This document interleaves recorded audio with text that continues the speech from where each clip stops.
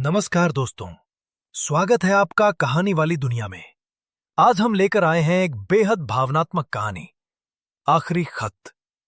एक ऐसी कहानी जो आपको पुराने जमाने की यादों में ले जाएगी, जहां चिट्ठियों में सिर्फ शब्द नहीं, बल्कि दिल की धड़कनें भी कैद होती थीं। तो आइए सुनते हैं आखिरी खत। आखिरी खत। गांव के किनारे एक बूढ़ा डाकिया रहता था। नाम था रामदास। उम्र ढल चुकी थी, बाल सफेद हो चुके थे, शरीर अब पहले जैसा मजबूत नहीं रहा। लेकिन आज भी वो हर सुबह अपनी पुरानी भूरे रंग की डाक थैली कंधे पर डालकर निकल पड़ता था। आजकल तो सबके पास मोबाइल और इंटरनेट था, चिट्ठियों की जरूरत नहीं रही। लेकिन कभी कभी कोई सरकारी कागज, बैंक का लिफाफा या किसी बुजुर्ग का खत उसे बांटना पड़ ही जाता। गांव वाले कहते, रामदास काका अब ये काम छोड़ दो, कौन चिट्ठी लिखता है आजकल।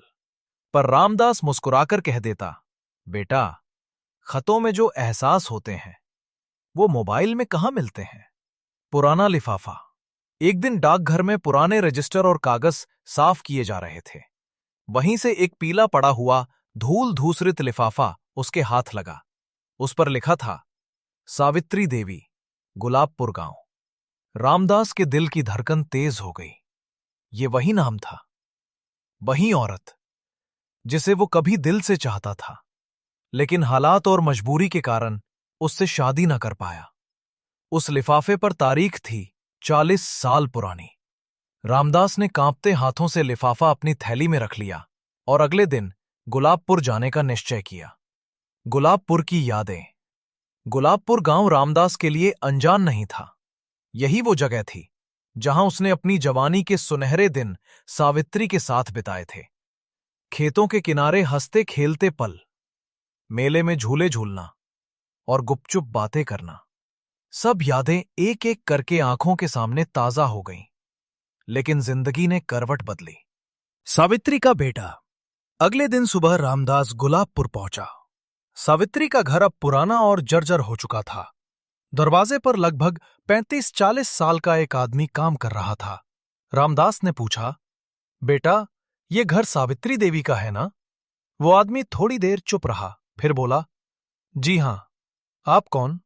रामदास ने गहरी सांस ली और कहा, मैं डाकिया हूं। तुम्हारी मां के नाम ये खत मिला है, बहुत पुराना है। आदमी ने खत लिया और आंखों में आंसू भराए, बोला, काका, मां तो अब इस दुनिया में नहीं है। 5 साल पहले ही उनका देहांत हो गया।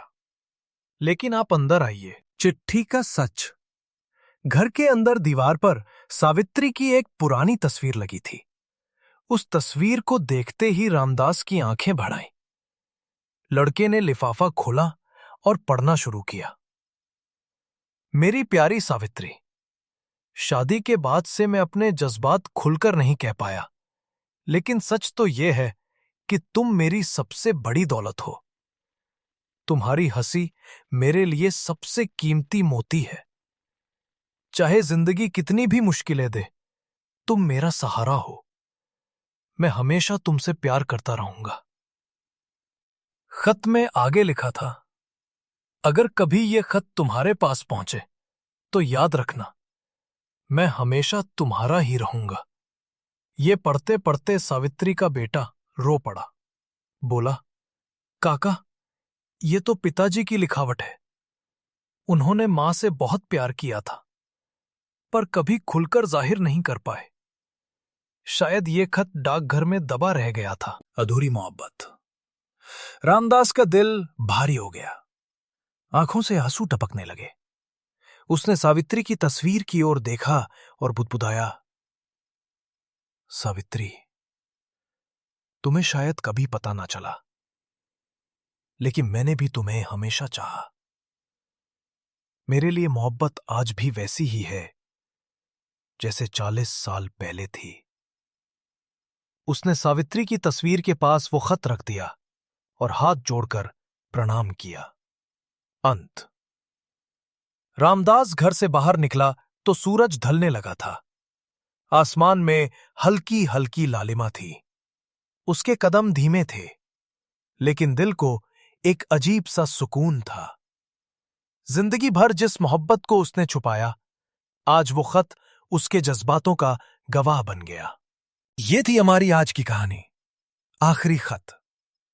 कभी कभी जिंदगी में कुछ रिश्ते अधूरे रह जाते हैं, लेकिन उनके एहसास हमेशा जिंदा रहते हैं।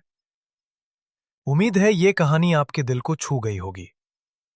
अगर आपको कहानी पसंद आई हो तो कहानी वाली दुनिया चैनल को सब्सक्राइब करना ना भूलें और वीडियो को लाइक व शेयर जरूर करें। हम जल्द मिलेंगे एक नई कहानी के साथ। धन्यवाद।